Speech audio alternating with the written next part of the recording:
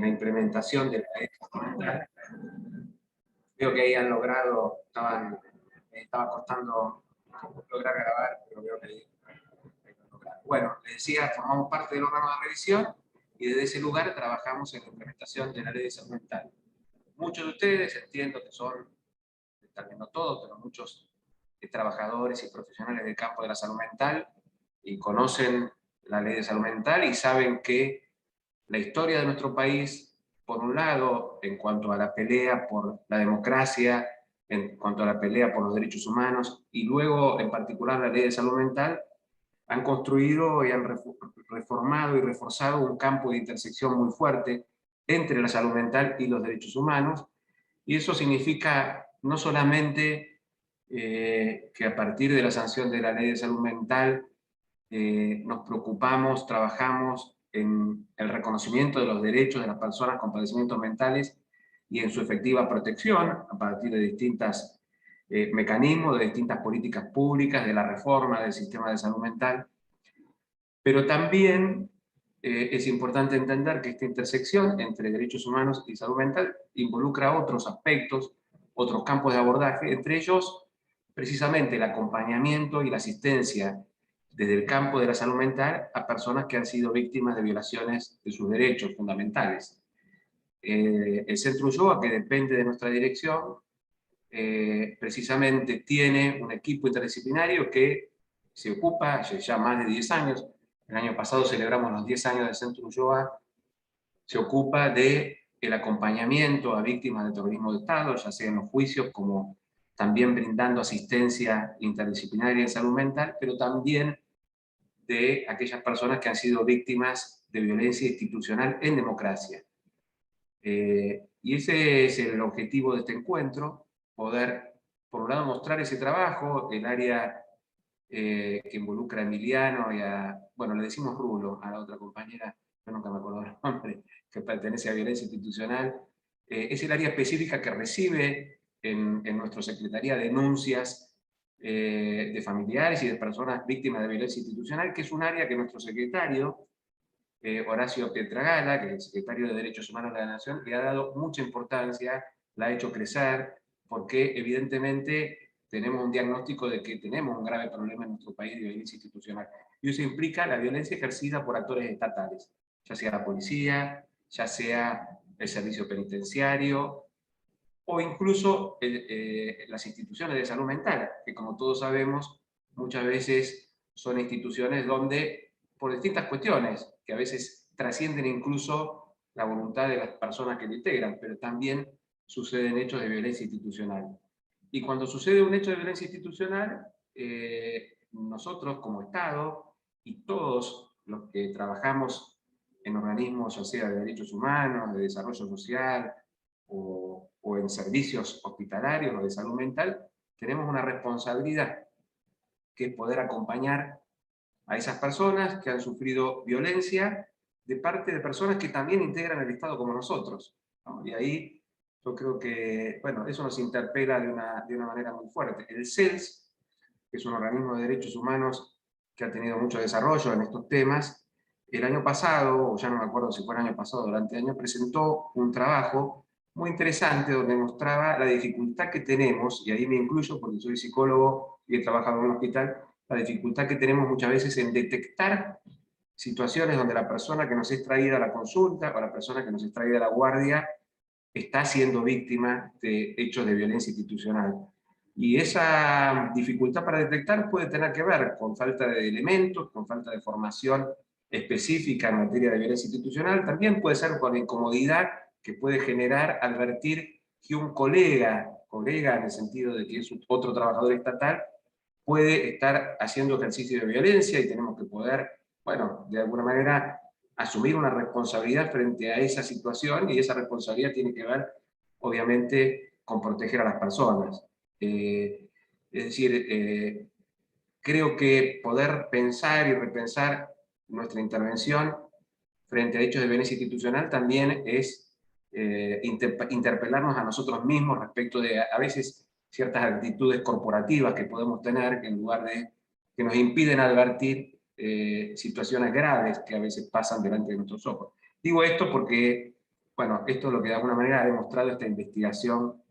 del CES. Entonces, en definitiva, la propuesta de este encuentro, que fue una iniciativa del Centro Ulloa, en particular de su director, Adelki Deldó, que seguramente nos va a poder acompañar en nuestro encuentro, pero que está con un tema de salud de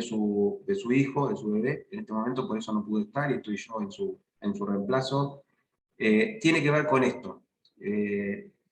Yo entiendo y comparto, y cuando me lo planteó Adelki, así lo entendí, que en la formación de grado de los profesionales de salud mental no aparece mucho esta categoría de violencia institucional como una categoría de análisis. Probablemente algunos por experiencia o por trabajo posterior la tengan, pero yo creo que en general muchas veces es una categoría conceptual que se nos escapa a los trabajadores de la salud mental,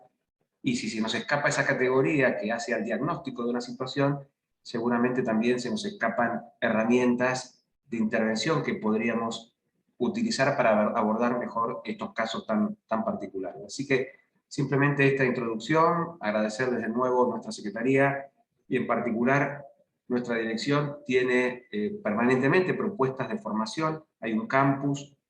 de la Secretaría de Formación donde tenemos permanentemente un curso de Derechos Humanos y Salud Mental, un curso de Derechos Humanos y Discapacidad, un curso de Derechos Humanos de niños, niñas y adolescentes,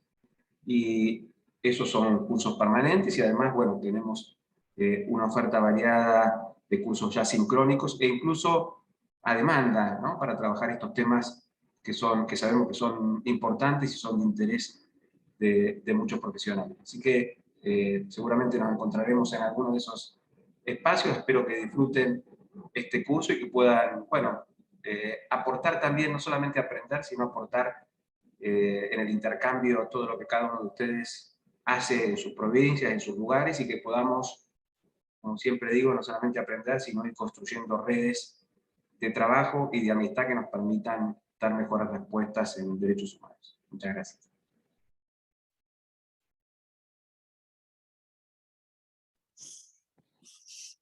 Emiliano. Hola, ¿se escucha bien?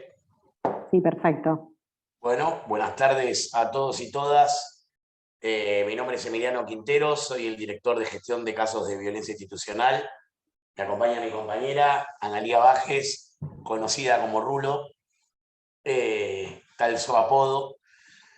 Bueno, vamos a contar un poquito de lo que hace nuestra dirección. En primer lugar, excusarlo, Mariano Krivirsky es el director nacional del área. El área nuestra es la Dirección Nacional de Políticas contra la Violencia Institucional. Mariano está con COVID, así que recientemente diagnosticado y no pudo participar. Un poco también para introducirlos en el funcionamiento también de nuestra área. Nuestra dirección, la Secretaría, como todo organismo del Estado, tiene su organigrama y su estructura. La Secretaría de Derechos Humanos de la Nación tiene dos subsecretarías, la de promoción y la de protección. Nosotros no dependemos de ninguna de estas dos subsecretarías, sino que directamente dependemos del secretario, tomando un poco la posta que nos había pasado Leo, de la importancia que es para Pietragala, el secretario de Derechos Humanos de la Nación, la temática de la violencia institucional. De hecho, bueno, las primeras declaraciones de Horacio Pietragala, cuando un poco que también sirven como para graficarnos la idea que tenemos en esta gestión sobre el abordaje de la violencia institucional. Pietragala, cuando recién asume como secretario, en la primera entrevista que le hacen, plantea que la Secretaría de Derechos Humanos históricamente había señalizado comisarías donde se cometieron crímenes de lesa humanidad. Para quienes no lo saben, hay una ley que la Secretaría de Derechos Humanos de la Nación es la autoridad de aplicación, donde se señalizan lugares donde se cometieron crímenes de lesa humanidad. Y Horacio lo planteaba en el primer reportaje, que cuando se señalizan comisarías que en algún momento funcionaron como centros clandestinos de detención, se hace un acto, nos emocionamos, nos abrazamos, y cuando termina el acto, en esa misma comisaría donde se hizo el acto, ocurren las mismas delitos o violaciones a los derechos humanos que plantea el cartel, que sucedieron hace 40 años. Con esto, ¿qué quería decir de alguna manera, Horacio? Es que para nosotros el tema de la violencia institucional es una deuda de la democracia. Conceptualmente, ustedes vieron el material bibliográfico que les pasaron. El concepto de violencia institucional es un concepto que aparece con la joven democracia, allá por los años 80, donde, como nuestro país había estado signado durante todo el siglo XX de golpes de Estado, democracias cortitas de pocos años, y todo lo que tuviera que ver, digamos, con el accionar ilegal o las violaciones a los derechos humanos, estaban enmarcados dentro de lo que era la represión en general o las dictaduras. Y a partir de la recuperación de la democracia, en el proceso más largo que ha tenido nuestro país, viviendo la democracia, se incorpora este concepto de violencia institucional y que se va ampliando en diferentes ámbitos acerca de dónde encontramos violencia institucional, qué es la violencia institucional, que bueno, es parte también yo no quiero ahondar en esto para no ser repetitivo, pero que es parte del material que estaba circulando. Nosotros en el 2019, en diciembre del 2019, cuando asumimos en esta secretaría, nos encontramos con esta dirección. Tenía 5 trabajadores y trabajadoras. En 2015 esto no era dirección nacional, sino que era un centro de denuncias, y tenía más de 40 trabajadores y trabajadoras. Diciembre del 2015. 4 años después, nuevo cambio de gobierno, quedaban 5 trabajadores y trabajadoras. Yo no voy a hacer, digamos, una especulación, cada uno pensará lo que quiera, de por qué se le sube de rango a un lugar que no era dirección nacional para que finalmente tenga 5 trabajadores y trabajadoras. Digamos, mi interpretación más subjetiva tiene que ver con pagarle mejor a la persona que estuviera a cargo, pero para nada la voluntad de ahondar en esas políticas, de la prevención o directamente el ataque hacia lo que es la violencia institucional. Nosotros, desde 2019 que asumimos para acá, hemos ido fortaleciendo el área, sumando trabajadores y trabajadoras de otras áreas, y tenemos algunos ejes de acción que podemos describir, que básicamente nosotros tenemos un centro de denuncias con 3 canales de comunicación, que son estos 3 canales, que después obviamente los vamos a pasar para todos y todas, que es un 0800, donde hay operadores telefónicos, lo que se llama call center, donde hay operadores telefónicos que recepcionan las denuncias hechas por víctimas o familiares de la violencia institucional, una línea de mail y un WhatsApp que 24 horas al día también nos sirven para recepcionar las denuncias. También, digamos, una vez que una persona se comunica con nuestra dirección para hacer una denuncia, el acompañamiento de nuestra dirección se basa en lo primero y básico, una orientación en el marco jurídico, legal, si se quiere, de qué hacer. Yo lo estoy diciendo en términos generales como para no marearnos, pero obviamente después en el intercambio está bueno plantearlo con ejemplos más particulares, ¿no es cierto? Una vez que la persona ingresa a esa denuncia, va a tener un operadora de la Secretaría que va a hacer el seguimiento, la orientación, el acompañamiento y asesoramiento, donde nosotros a partir de eso tenemos también la posibilidad de plantear, de intervenir en el acompañamiento, también involucrando al Centro Ulloa justamente, si así lo requiere la víctima o la familia de la víctima, y en ese caminito que hace la dirección asistiendo a la persona, se cursan notas a los juzgados, a las fiscalías, y eventualmente también, como novedad, que lo estamos haciendo del 2019 para acá, la Secretaría también es querellante en materia de violencia institucional, como históricamente lo ha sido la Secretaría en los casos de lesa humanidad. Ustedes permanentemente van a ver que nosotros hacemos una comparación con lesa humanidad porque es el espejo donde nos gusta mirarnos a nosotros. Y acá hago una especie de paréntesis sobre la violencia institucional. A ver, nosotros, nuestro país tiene a la Secretaría de Derechos Humanos como una especie de ejemplo mundial de las distintas políticas que lleva a cabo la Secretaría de Derechos Humanos. Digo, y esto es algo que por ahí nos puede poner orgullosos y orgullosas, porque de hecho presidentes de otros países en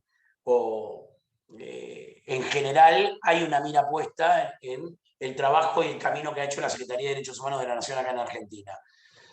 Y ese recorrido que ha hecho la Secretaría seguramente es consecuencia de una gran lucha que han llevado a cabo los organismos de derechos humanos a lo largo de muchos años. En algún momento esa lucha y esa agenda de los organismos de derechos humanos, que al principio estaban en la intemperie, afuera de la agenda de la política, por decirlo de alguna manera, o afuera de la agenda de las políticas públicas, en algún momento eso se transformó en políticas públicas. Y la Secretaría pudo desarrollar hoy todo lo que es la Secretaría. Ese es nuestro espejo donde nosotros también nos miramos en materia de violencia institucional. La violencia institucional, desde nuestra lectura como responsables del área, ha sido históricamente, de alguna manera, barrida bajo la alfombra. Por eso hablamos de deuda de la democracia. Casos de violencia institucional, quienes hoy están mirando más grandes o quienes son más jóvenes, pueden tener, digamos, rápidamente hacer un raconto de casos históricos que recuerden, desde la masacre de Budge en los primeros 80, pasando por la masacre de Wilde, por Walter Bulacio, o más reciente, masacre de San Miguel del Monte, el asesinato de Rafael Nahuel, como poniendo así, digamos, diversos casos que han sido emblemáticos de la violencia institucional. Y nosotros entendemos también, desde esta Secretaría, que lo que se ha cocinado en materia de resistencia a la violencia institucional, Santiago Maldonado ahí acota también, lo que se ha cocinado, digamos, ha sido un proceso similar a lo de lesa humanidad. Es decir, hay más desarrollo en la sociedad civil, en los organismos de derechos humanos, de lo que son las políticas de derechos humanos, que en materia, digamos, de las políticas públicas. Hoy la Secretaría en materia de lesa humanidad podría estar empatando ese desarrollo o en todo caso profundizándolo. En materia de violencia institucional estamos como al principio de ese proceso donde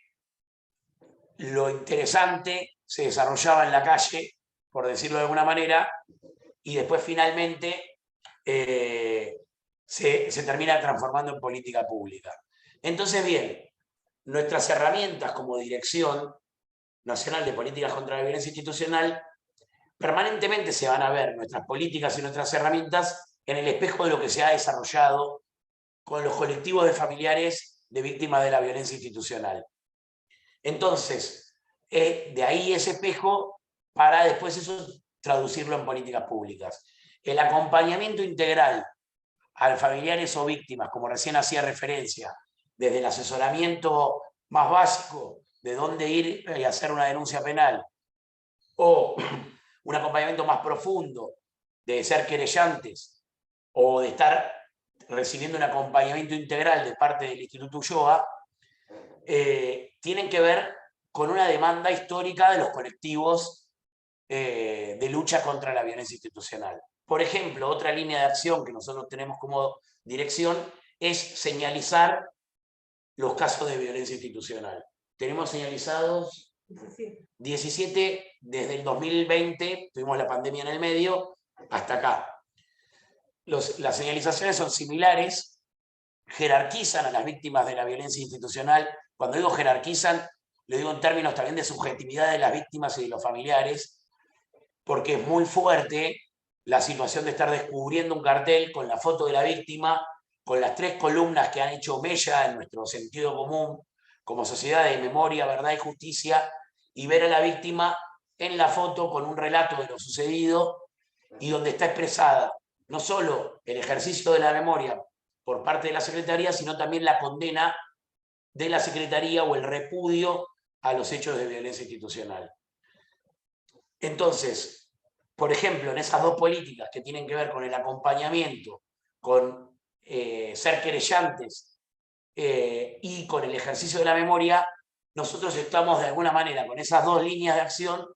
estamos poniendo un poco las herramientas de la Secretaría, poniéndonos un poco a la altura de lo que han desarrollado los colectivos de familiares de víctimas de la violencia institucional. Después, nosotros, para contarles también, nosotros llevamos, desde que entramos, diciembre del 2019 hasta acá, tenemos ingresados 2.561 casos de violencia institucional. ¿A qué llamamos casos? Lamentablemente no hay un registro nacional. De hecho, acaba de perder hace muy poquito Estado parlamentario una ley sobre la violencia institucional y nosotros estamos ahora impulsando para que nuevamente se vuelva a discutir en el Congreso y tengamos una ley. ¿Por qué? Una noticia, digamos, para compartir. Lo importante es que nuestro país, en materia de violencia institucional, no tiene ninguna legislación, salvo la ley que reconoce como Día Nacional de la Lucha contra la Violencia Institucional al 8 de mayo. El primer ejemplo de algo que ha sido postergado institucionalmente con los años de democracia que tenemos. Cada uno después o cada una podrá hacer una lectura política de esa situación. Digamos, si viene el caso, después las compartimos y podemos también compartirlas en el planteo. Pero en esto que yo les decía, nosotros tenemos 2.561 casos desde 2019 para acá. Sí, ahí están tirando algunos casos por chat. Yo lamentablemente no quiero contestar uno por uno, pero Tino y yo nosotros estamos acompañando también. Y algunos que han nombrado por ahí no son propiamente violencia institucional, pero como la masacre de Napalpí, que en realidad es lesa humanidad y está acompañando también la Secretaría. Perdón, que me fui contestando en los chats. Bueno, para poner un ejemplo, nosotros cuando asumimos que veníamos con toda la intención del secretario de dar una especie de un aporte, hacer una especie de bisagra dentro del funcionamiento de la Secretaría de Derechos Humanos en materia de violencia institucional, a los 3-4 meses de haber asumido, vino la pandemia y vino el aislamiento y la forma más efectiva que había, digamos, efectiva entre comillas, de que se respetara el aislamiento era con el despliegue de fuerzas de seguridad en todo el país. Fuerzas de seguridad federales, provinciales, etc. Y un pequeño ejemplo, nosotros de diciembre del 2019 hasta marzo del 2020, previo a la pandemia, teníamos ingresado como casos propios a la Secretaría 74, 77, ahora no recuerdo con exactitud. Desde marzo, para poner un recorte, en agosto de ese mismo año, del 2020, por varios hechos que fueron emblemáticos, como el caso de Espinosa en Tucumán, no sé si lo recuerdan, de un peón rural que desaparece y a los pocos días desaparece en un procedimiento policial y a los pocos días aparece su cuerpo arrojado del lado de la provincia de Catamarca. En ese momento empieza a hacer tapa de los diarios la temática de violencia institucional y nuestro secretario es llamado en los primeros días de agosto a el plenario de comisiones en diputados, Comisión de Derechos Humanos y Comisión de Seguridad.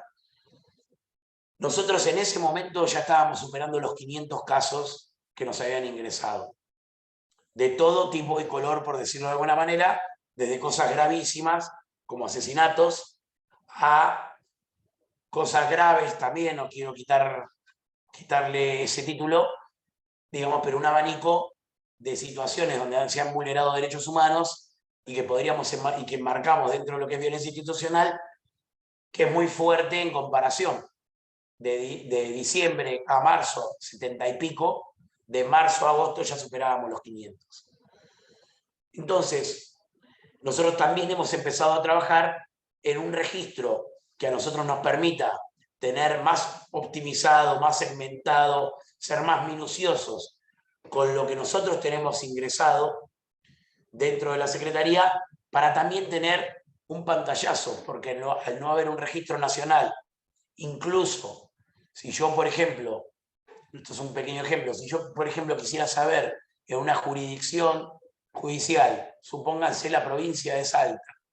cuántos casos de violencia institucional tienen, no tenemos manera tampoco de saberlo fehacientemente, porque depende de la carátula con la que tramita la causa. Es decir, digamos, en algunas jurisdicciones un juez o una jueza puede considerar un agravante que el victimario sea miembro de una fuerza de seguridad, y en otros ni siquiera es un agravante, con lo cual no hay manera de poder precisar fehacientemente siquiera cuántos efectivos de fuerzas de seguridad en todo el país o en una jurisdicción más chiquita judicial, cuántos hay fehacientemente.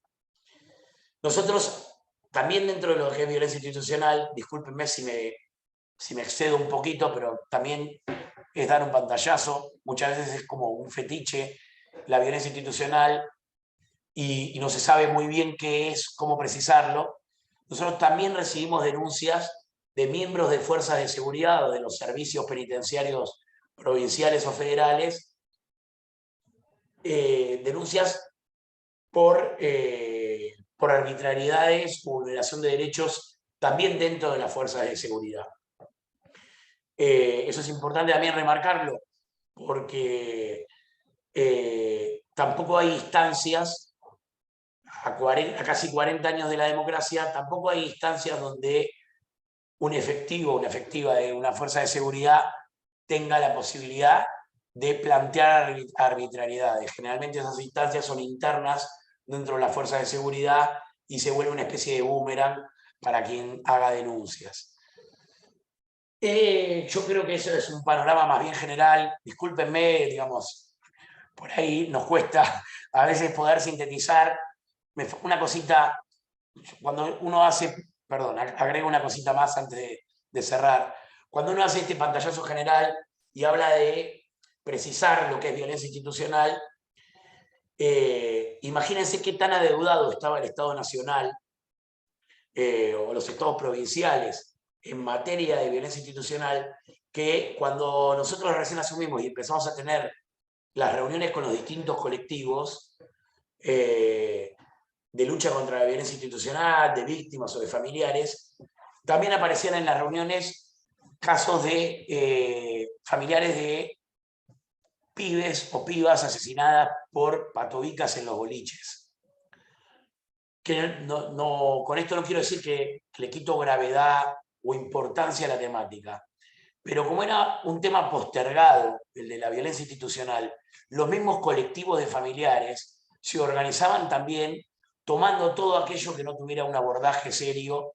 como política pública. Entonces, como para poner un ejemplo de también lo complejo que es poner a caminar a las instituciones del Estado, crear una arquitectura institucional para poder abordar completamente esta temática con tantos años de atraso. Por último, una sola cosita más. Bueno, se me fue, en el ida y vuelta, en todo caso, la recuperaremos. Discúlpenme que vomite así todo lo que tenemos para decir, pero bueno, justamente es una manera también de trasladarles, por ahí no tantas certezas, por lo menos el balurdo que es esta temática. Pero bueno, nada, acá estamos también para los idas y vueltas. Gracias. Luciana. Bueno, acá estoy, ¿se escucha bien? Bueno, buenas tardes a todas y a todos. Bueno, Leonardo ya dijo un poco la situación de Adelki y del DO, el director del Centro Ulloa, que era quien estaba pensado para estar aquí hoy presente, justamente presentando un poco al Centro Ulloa, así que bueno, en ausencia de él, acá estamos y estoy yo, que como dijo Lucía al principio, estoy ahora coordinando el equipo de asistencia a víctimas de violaciones a los derechos humanos en contextos democráticos,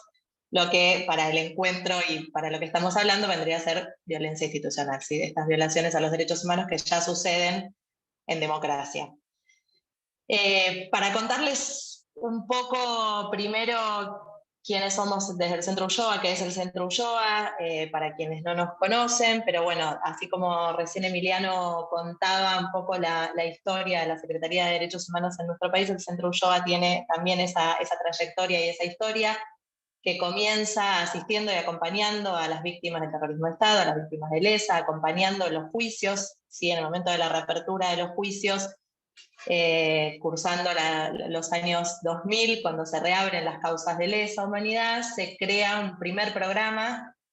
que se llamaba Consecuencias Actuales del Terrorismo de Estado, para acompañar y asistir a aquellas víctimas y testigos que empezaban a dar testimonio en estos juicios que se estaban reabriendo.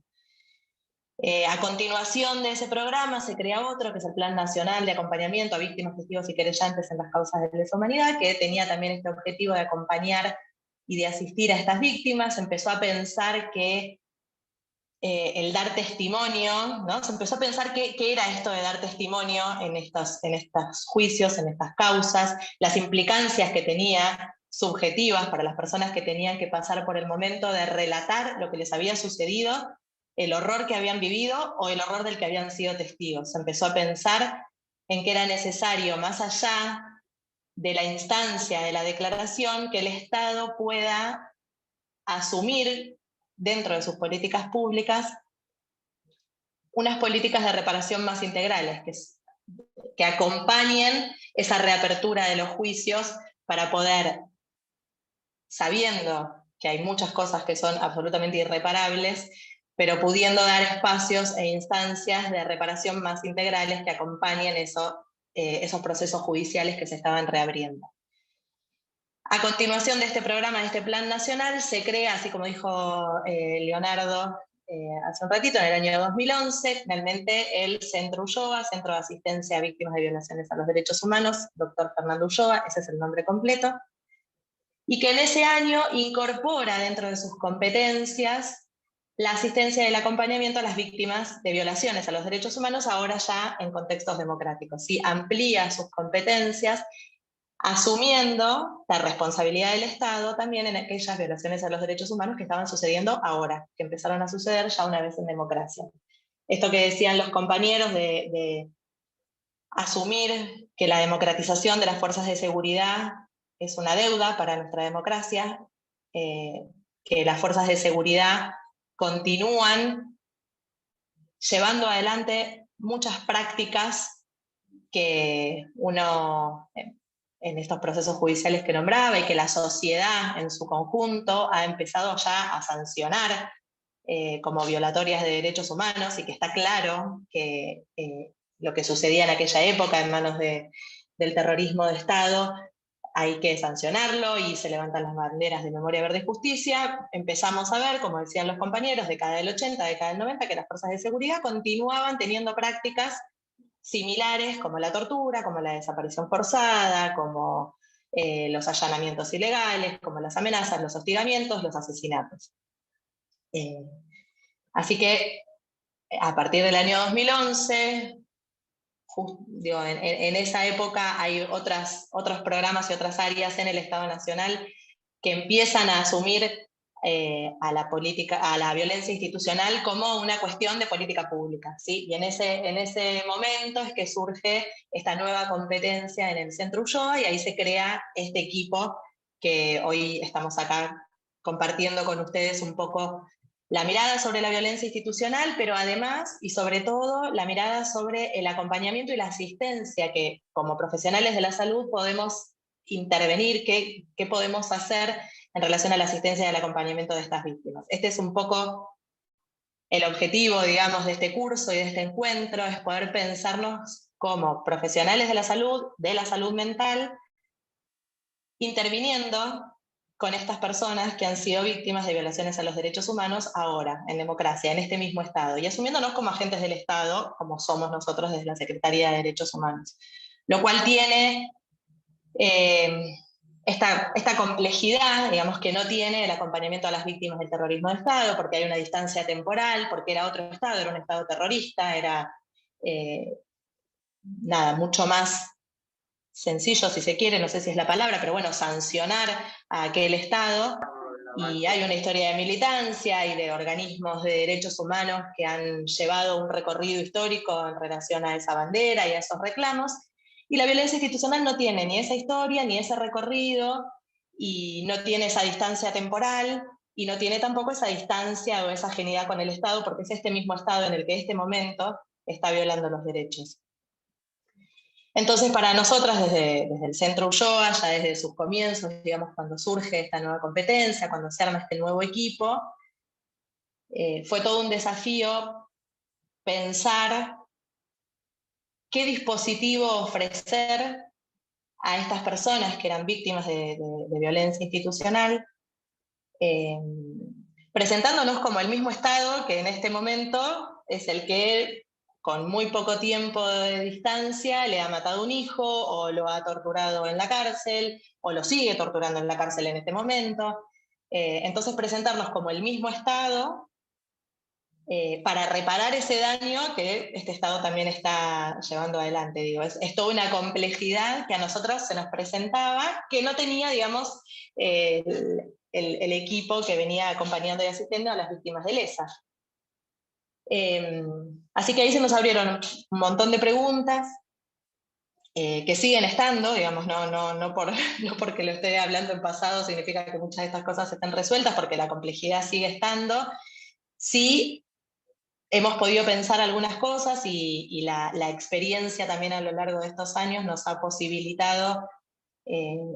pensar esta asistencia y este acompañamiento en función de ir conociendo a la población, de ir conociendo a estas personas que son víctimas, quiénes son hoy las víctimas de las violaciones, de las graves violaciones a los derechos humanos, quiénes son estas víctimas de la violencia institucional. Si bien,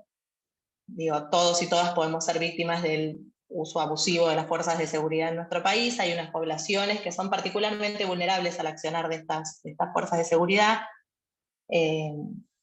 y que son con los que nos íbamos encontrando en nuestra experiencia práctica. Entonces, ir pensando primero la complejidad de ser parte del mismo Estado, ir pensando la complejidad de que los hechos muchas veces estaban sucediendo o habían sucedido hace muy poco, ir pensando las características que tenía la población víctima de violencia institucional, digo, ir pudiendo encontrar las particularidades, las similitudes y las diferencias con esta población víctima de las violaciones a los derechos humanos, que en nuestro país ya tenía una trayectoria, que ya tenía una historia, que ya había cosas pensadas, que había mucha gente que había escrito sobre el tema, que había políticas públicas que ya se venían desarrollando. Bueno, a partir del 2011 nos encontramos con esta apertura de preguntas que nos surgía, y que iremos contando también un poco, es la idea en el transcurso del curso, algunas cuestiones que estamos pensando, que fuimos pensando y que podemos compartir en relación a eso. Yo antes de seguir avanzando con otras cosas, quería retomar algo que decía Emiliano en relación también al concepto de violencia institucional, que es un concepto que surge alrededor de la década del 90, con estos casos que él nombraba también, como la masacre de Budja o el caso Bulacio, que fueron por ahí los casos más renombrados de los años 90, que fueron años donde se empezó a decir, bueno, el Estado está reprimiendo, las fuerzas de seguridad están reprimiendo, el Estado está desapareciendo, ya no estamos en dictadura y estas cosas siguen pasando. Se empezó a poner palabras a estos hechos que empezaban a suceder y que se empezaban a conocer, sobre todo. Digo, estos casos que fueron más emblemas, como el caso Bulacio o la masacre de Budge, pero hubo un montón. Y ahí surge la necesidad de ponerle también un nombre a estos hechos que estaban pasando, y surge un poco este concepto de violencia institucional. Concepto que sigue, como todo concepto, digo, sigue en disputa, que tiene tensiones, que no es un concepto que esté cerrado, que distintos actores bajo este concepto de violencia institucional pueden mencionar distintas cosas, ¿sí? O pueden definirlo de distinta manera. Y nosotros como Secretaría de Derechos Humanos, digamos, tenemos que adoptar una definición que es la que también nos enmarca nuestro trabajo, ¿no? Un poco, Emiliano lo decía, digamos, en el material que les compartimos está, pero que me parece que está bueno mencionarla brevemente, digo, la definición de qué es violencia institucional, de qué hablamos cuando hablamos de violencia institucional. Para poder definir un hecho como violencia institucional, nosotros pensamos que tiene que tener 3 componentes. Uno, determinadas prácticas definidas como violatorias de derechos humanos, como puede ser estas que mencionaba hace un rato, tortura, desaparición forzada, hostigamiento, asesinato. Que estas prácticas sean llevadas adelante por agentes estatales, personal de seguridad, fuerzas armadas, policías, penitenciarios y efectores de salud, como decía también Leonardo al comienzo. Y que estas prácticas llevadas adelante por estos agentes se den en contextos de restricción de autonomía y o libertad. ¿Sí? Este contexto de restricción de autonomía y o libertad quiere decir que estas prácticas llevadas adelante por estos agentes no se dan en cualquier contexto. Digo, muchas veces nos pasa de algún hecho que alguna persona, por ahí en contextos familiares o situaciones de violencia de género, digo, que determinan otro hecho. No estoy diciendo que no sea un hecho horroroso y que no haya que el Estado tener que asumir, pero para que sea un hecho de violencia institucional, ese personal de seguridad tiene que tener con quien es la víctima del hecho una situación en donde le esté restringiendo la autonomía o la libertad. Quiero decir, cuando un policía te detiene en la calle para pedirte los documentos, uno ya ahí tiene su autonomía restringida, ¿sí? No es necesario que uno esté detenido en la comisaría o en un penal para tener la libertad restringida, ¿sí? Cuando no sé, en un control en la calle con el auto o para pedir documentos, ahí uno ya tiene su autonomía restringida en relación a un agente estatal, a un personal de la fuerza de seguridad. Entonces, pensamos, digamos, que estos 3 componentes son los que tienen que estar presentes a la hora de definir un hecho como violencia institucional. Así es como lo define la Secretaría de Derechos Humanos hoy, y lo viene definiendo desde hace ya un par de años. Con esto quiero decir, y como lo decía hace un rato, el concepto de violencia institucional es un concepto amplio que sigue en disputa, que se sigue pensando y que hay diferentes actores que presentan diferentes discusiones en relación al concepto. Nosotros presentamos, digo, tomamos el concepto como lo llevamos adelante desde, como lo pensamos desde la Secretaría de Derechos Humanos. Y eso nos define el campo también de acción, ¿sí? La población con la que nosotros trabajamos, las personas que son víctimas de violencia institucional definida de esta manera. También, como decía Emiliano, el concepto de violencia institucional ha sido un concepto que ha tomado con el tiempo cierta legitimidad en relación a la lucha de los organismos y de muchas organizaciones que vienen peleando en contra de la violencia institucional. Entonces es un concepto que a veces también ayuda a traccionar otras luchas u otras causas. Entonces por eso digo que no es un concepto cerrado y que cada organización, cada organismo toma ese concepto y le da la plasticidad necesaria también para sus objetivos como organización y como organismo. Nosotros desde la Secretaría tomamos por supuesto con la diversidad de situaciones con las que nos encontramos, que no siempre tiene rigidez, digo esto, pero sí nos parece importante poder definirlo conceptualmente y poder pensar, en todo caso, esta definición y estos términos.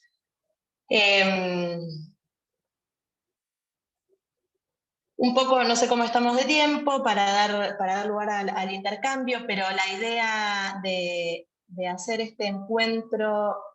dirigido especialmente, digamos, al personal de salud, tiene que ver un poco con esto que les decía de este recorrido que llevamos en estos años trabajando en la asistencia y el acompañamiento a las víctimas de violencia institucional, en el cual nos hemos encontrado muchas veces en la articulación con los efectores de salud, con esto que también mencionaba Leonardo al principio, que es este informe del CELS, en el cual habla de ciertas dificultades o ciertos obstáculos que se han encontrado en esta investigación que lleva el CELS adelante, pero que a nosotros nos parecía interesante también pensar en relación a las dificultades que tiene el personal de salud en poder identificar en el momento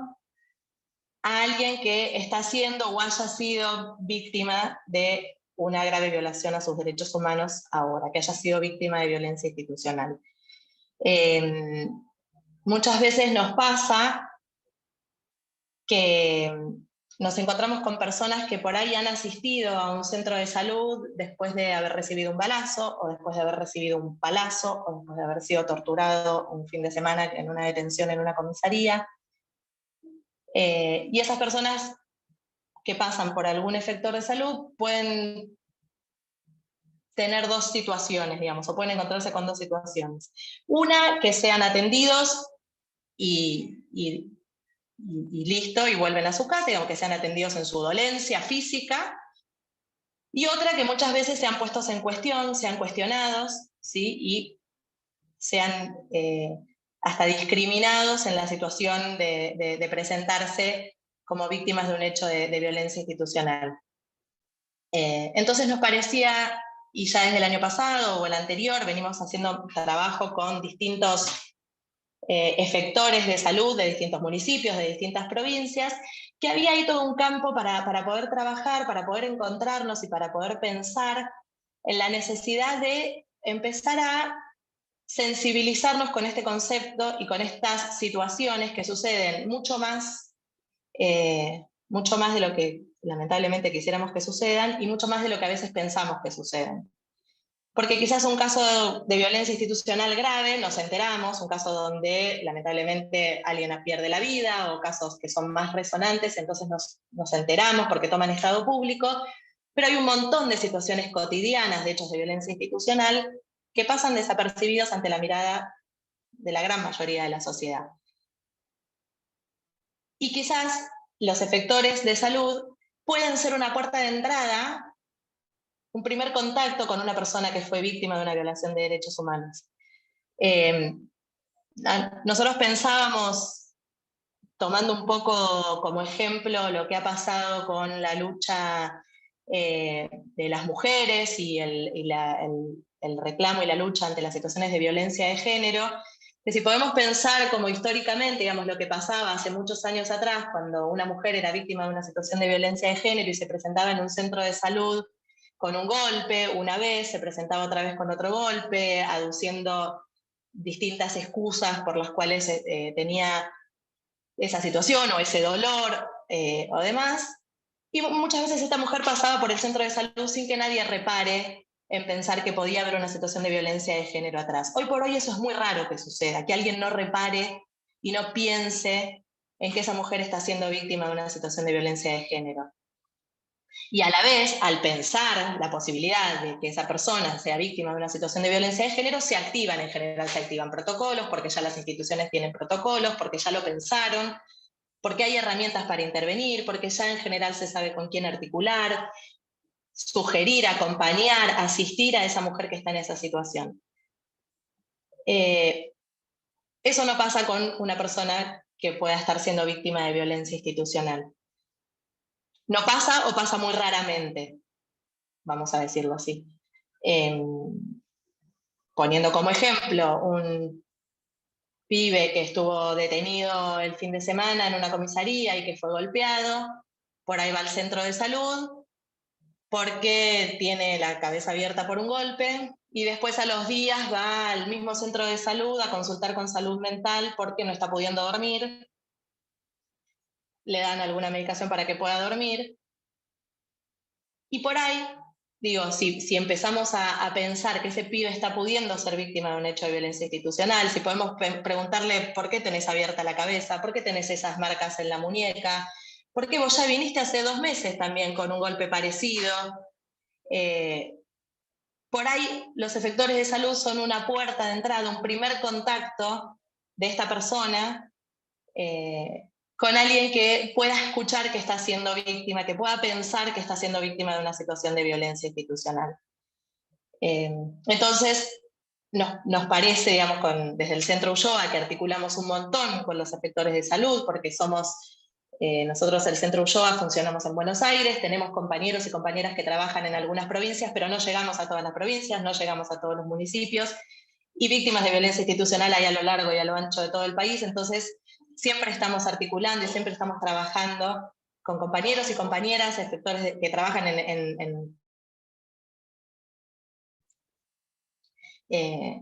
y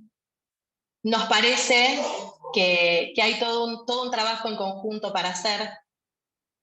que esta misma deuda que decimos de la democracia en relación a la democratización de las fuerzas de seguridad, también es, bueno, poner en cuestión este tema, poder hablar de que esto sucede, poder estar advertidos de que esta es una posibilidad. Puse el ejemplo de un pibe detenido porque es en general los pibes, jóvenes, varones de los barrios populares son las víctimas o la población más vulnerable al accionar de las fuerzas de seguridad, pero también podemos pensar en una mamá que tiene a su hijo preso, que ese hijo está siendo, o esa hija está siendo víctima de muchas situaciones de violencia institucional estando detenida, y esa mamá que circula por ese centro de salud, que circula por ese hospital, también con alguna afección o con algo no está pudiendo hablar de estas situaciones que está pasando, y los familiares también son parte de nuestro trabajo. Las víctimas y familiares de las víctimas de violencia institucional son la población con la que nosotros trabajamos, a quienes acompañamos y a quienes asistimos. Un poco esto, digamos, contarles un poco la historia del Ulloa, cómo llega el dispositivo de violencia institucional en el año 2011, cómo transcurrió hasta ahora. Iremos profundizando en el encuentro que viene, en cómo pensamos el dispositivo, cómo pensamos a la población, cómo están conformados. Somos un equipo interdisciplinario, tenemos distintas miradas para llevar adelante este abordaje. Pero digo, como presentación quería contar esto, un poco presentar al Centro Ulloa y el porqué de encontrarnos especialmente con personal de salud y si les parece, quedan 20 minutos que me parece que podemos abrir un poco a intercambio, preguntas, comentarios. Yo no pude ir leyendo, sé que en el chat iban pasando cosas, pero no pude ir leyendo. No sé, Lucía, que está ahí moderando un poco, si quieren pedir la palabra por el chat, y Lucía les va dando la palabra como...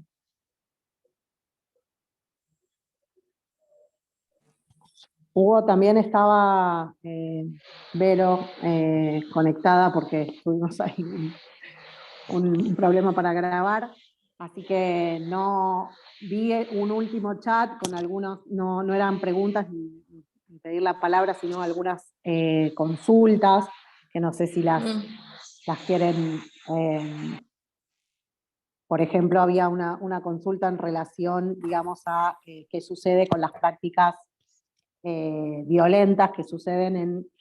por ejemplo, en ámbitos de salud que no son de gestión estatal,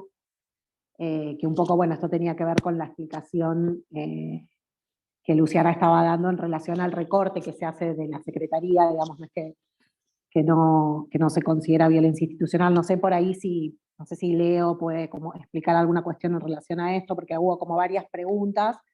o varias consultas en relación particularmente a lo que sucede en los ámbitos de salud, tanto de gestión privada como de gestión estatal. Sí, bueno, digamos algo un poco sobre esto. Sin perjuicio de cómo se clasifica a ese tipo de violencia que suceden, por ejemplo, en instituciones de salud privadas, primero decir que más allá de que las instituciones de salud sean privadas, siempre tienen una habilitación y un control estatal. De modo que hay una responsabilidad del Estado sobre lo que allí sucede, más allá de si lo calificamos o no como violencia institucional. Todas las situaciones de violencia que pudieran suceder al menos en las instituciones de salud mental, públicas o privadas, hoy están reguladas, digamos, por la Ley Nacional de Salud Mental, que abarca tanto el sector público como el sector privado, y así hay varias herramientas. En primer lugar, una herramienta de política pública conocida como desmanicomialización, que centralmente lo que plantea es la necesidad de transformar el sistema de salud mental y evitar terminar con la existencia de instituciones monovalentes en salud mental, que son las que por sus propias características y por su propia historia son más proclives a que allí sucedan situaciones de violencia o situaciones de abuso. Y poder generar un sistema de atención en salud mental integrado al sistema de salud general. O sea, que no haya una diferenciación o una necesidad de generar instituciones especialmente para atender la salud mental, sino que se puede atender dentro de las instituciones de salud general. Entendemos que de esa manera las situaciones de violencia disminuirían, no quiere decir que desaparecerían, pero sí que habría otras condiciones, por lo menos de visibilización y de evitar ese tipo de situaciones.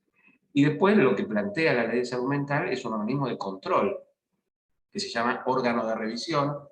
que funciona hace aproximadamente 9 años en el ámbito nacional, en la Defensoría General de la Nación, y en algunas provincias que fueron creando durante todo este tiempo. Chaco es una, Entre Ríos es otra, Santa Fe lo creó hace poco, Tierra del Fuego lo tiene, y por ahí alguna otra provincia que me estoy olvidando, que han ido creando su propio órgano de revisión, que es un órgano especializado de control de internaciones y de control de la aplicación de la Ley de Salud Mental. Ese es el ámbito concreto que debiera ocuparse, primero de controlar cada una de las internaciones involuntarias que se producen, más allá de que no haya denuncia. Esto sucede, ¿no? En el ámbito de Ciudad de Buenos Aires, por ejemplo, nosotros tenemos un equipo, además del propio equipo del órgano de revisión, que va un equipo interdisciplinario a la institución, ya sea pública o privada, donde hay una persona con internación involuntaria y se hace una evaluación de la institución, se conversa con el equipo, se conversa con la familia y se conversa a solas con la persona. Y eso ya de por sí, la existencia de ese mecanismo ya de por sí reduce las posibilidades de violación de derechos. Las previene porque se sabe que va a haber un control, y en el caso de que existan las detecta efectivamente, ¿no? Y eso sucede tanto en el ámbito público como en el ámbito privado. Así que yo diría, la herramienta que hoy tenemos más a mano para atacar este problema en instituciones privadas de salud mental es trabajar por la creación de los órganos de revisión en cada provincia y por por la concreción de la constitución de los equipos y el efectivo control de cada una de las internaciones.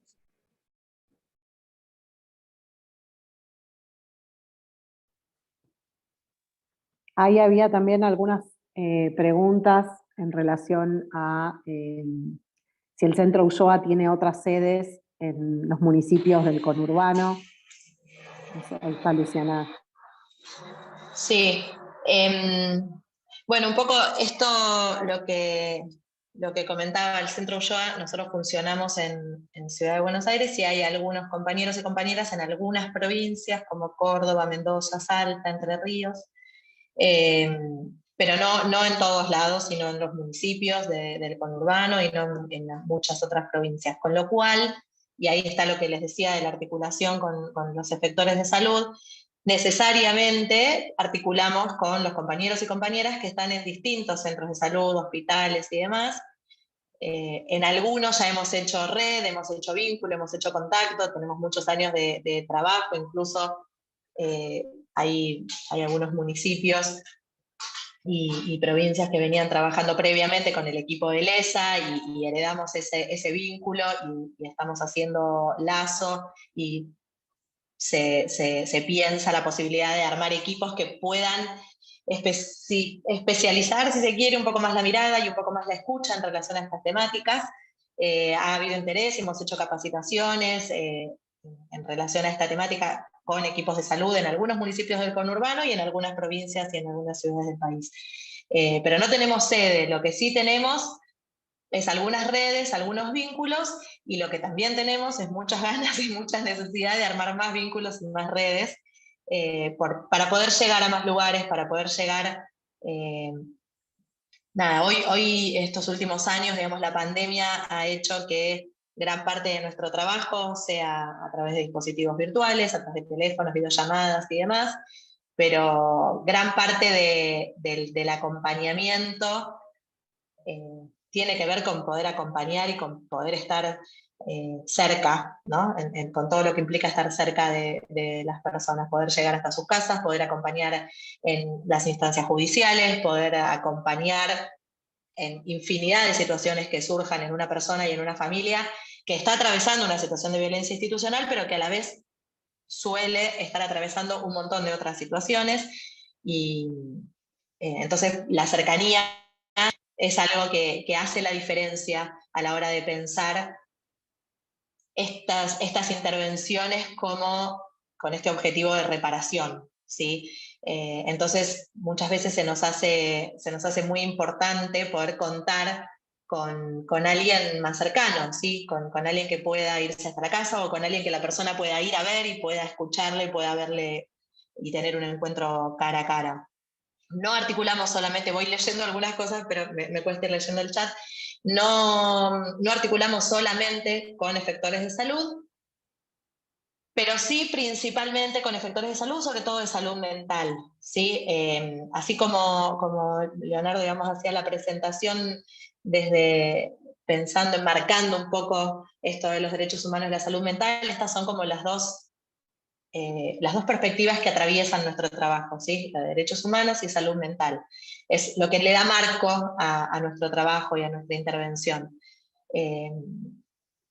Porque así como también dice el nombre de este curso, digamos, nosotros trabajamos y pensamos e intervenimos sobre los efectos subjetivos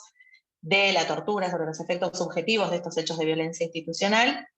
Entonces trabajamos también pensando que nuestra intervención tiene efectos en la salud mental de las personas. Todo esto también, digo, lo vamos a seguir pensando y vamos a seguir hablando más en detalle de nuestro trabajo y el dispositivo, el encuentro que viene, pero por eso está enfocado y hacemos especial hincapié en los efectores de salud y principalmente de salud mental. Hay una pregunta para Leo. Leo, no sé si la viste, que te están preguntando si hay una dirección, mail o teléfono del órgano de revisión en Cava y provincia de Buenos Aires. Se lo pasé por privado a la persona. Perfecto. El mismo chat por privado a la persona que preguntó. Perfecto. Perfecto.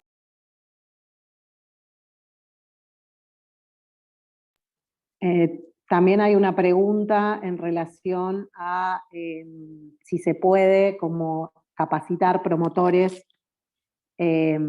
contra violaciones de derechos humanos para trabajar en territorio y articular con el Centro Ulloa, que también podría ser, o sea, una pregunta que podría responder tanto Luciana como Emiliano también, que la dirección viene haciendo como encuentros y charlas en distintos lugares en territorio. Ahí hay un programa que se está llevando a cabo en este momento de la Subsecretaría de Promoción de Derechos Humanos dentro de la Secretaría, que se llama Pasar la Posta y está apuntado históricamente. La Secretaría ha tenido programas de promoción de derechos humanos con promotores en territorio para trabajar las distintas líneas de acción o replicar digamos, temas más conceptuales en materia de derechos humanos. En este momento hay un programa que se está desarrollando en todo el país y va haciéndose sus presentaciones provincia por provincia, que se llama Pasar la Posta, y que es un poco llevar toda la Secretaría o las herramientas de la Secretaría a la formación de promotores jóvenes. En este momento ese programa es apuntado más hacia jóvenes, pero digamos, históricamente la Secretaría dentro de su, y en eso Luciana sabe más que yo, dentro de su oferta de líneas de acción, la de la promoción es clave para nosotros porque tiene que ver con replicar en el territorio y multiplicar las voces para hablar en materia de derechos humanos. Creo que más o menos estaba contestada. No sé, Lucía, hay algo para agregar ahí.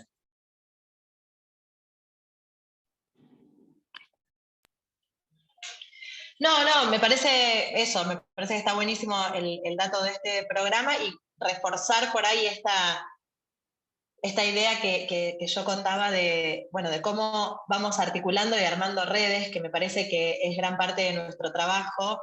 poder vincularnos entre quienes estamos trabajando en salud mental más puntualmente, quienes están en territorio, quienes tienen contacto con la población, con las mismas personas por ahí que trabajamos nosotros, y empezar a armar estas redes. Por eso la importancia de estos encuentros, para poder compartir la mirada o la experiencia de estos años, de este recorrido que nosotros tenemos trabajando con esta población,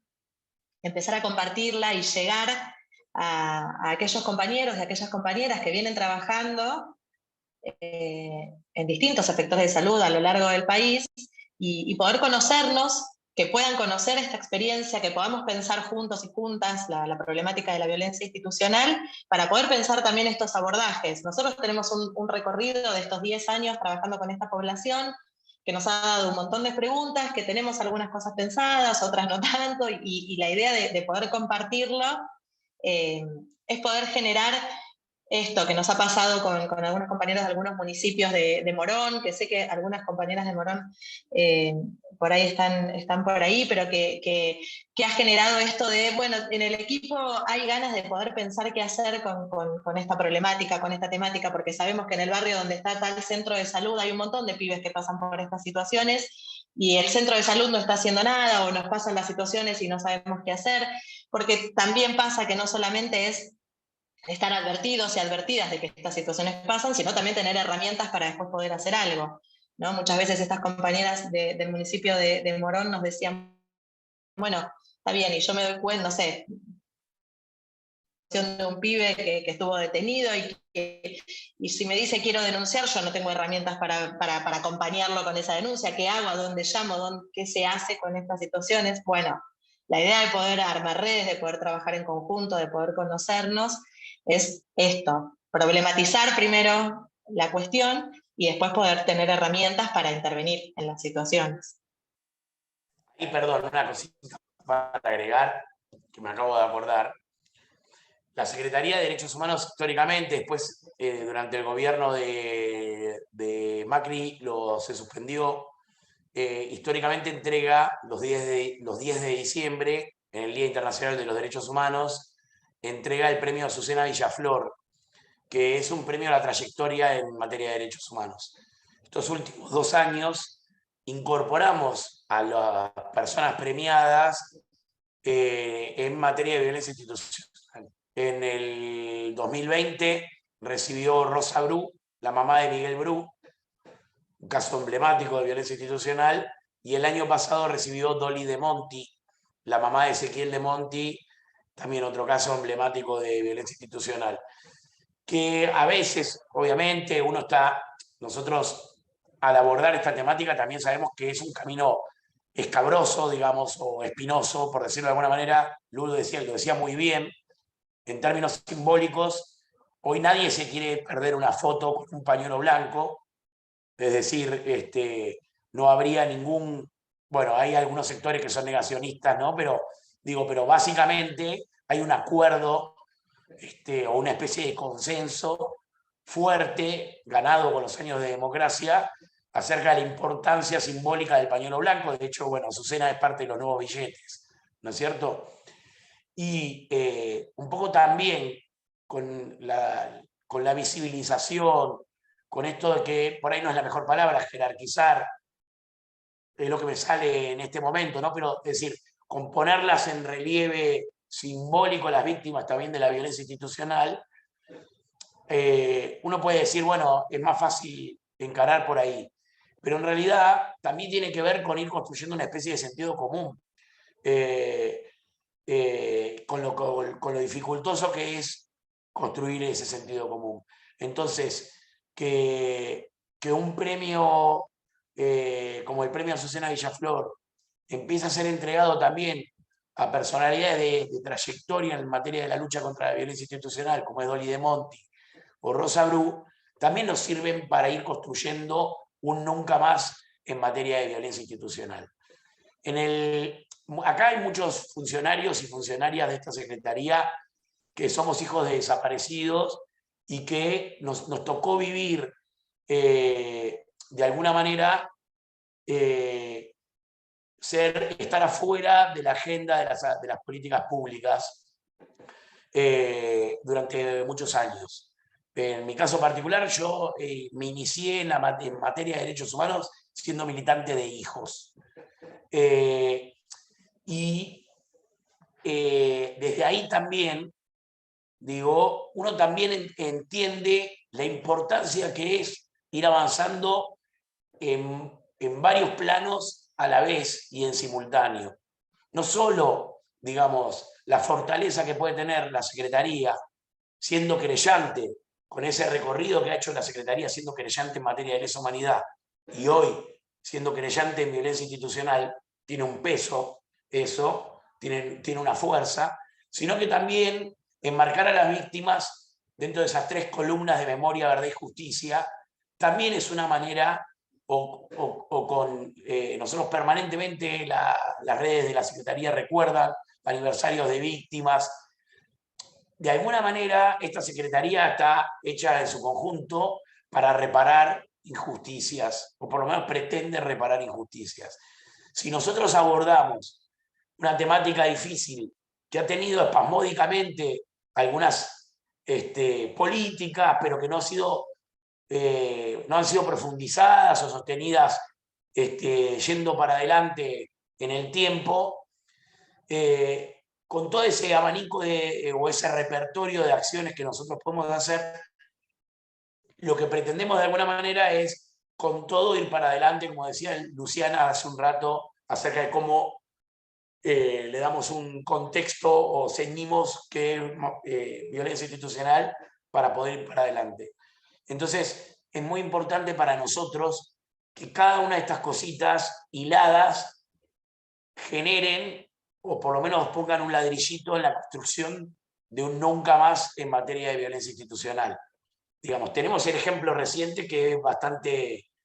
importante e interesante como sociedad del nunca más y de la construcción de un consenso respecto a lo que pasó en la última dictadura militar o en las dictaduras en general. Bueno, es un buen momento para avanzar en materia de violencia institucional a construir esto mismo. Perdón, estaba justo leyendo el chat. Bien. No sé, Luciana, si querés como dar un cierre, así ya terminamos la clase de hoy. Bueno, sí, por ahí decir que algunas cosas que fui pudiendo ver que también surgieron en el chat son todas cuestiones que esperamos poder conversar también los encuentros que vienen. Digo, surgieron estas cuestiones en relación a lo difícil de hacer una denuncia, por ejemplo, cuando hay una cercanía con el hecho, cuando hay un policía que está en funciones, y que por ahí es el policía de la comisaría que funciona en la esquina de la casa de uno, digo, el miedo a hacer una denuncia de estos casos, el estigma que cae sobre las personas que son víctimas de situaciones y de hechos de violencia institucional, los discursos sociales en relación a la delincuencia, en relación a la seguridad, cómo juegan estos discursos a la hora de poder trabajar y a la hora de poder pensar en acompañar y en asistir a quienes son víctimas de hechos de violencia institucional. Bueno, en fin, cosas que fui viendo que aparecieron en el chat y que son todas cuestiones que tenemos pensado poder trabajar y compartir en el encuentro que viene, en principio. Hay unos textos que entiendo que ya tienen que estar subidos al campus, que son los textos sobre los cuales conversaremos un poco el encuentro que viene. Si todo está bien, va a estar con nosotros Adelki también un rato para presentarse y para conversar un rato. Bueno, y por hoy no mucho más. Nos vemos en el próximo encuentro. ¿Sí? Gracias a todos y a todas por estar. Hasta la próxima. Nos vemos la próxima.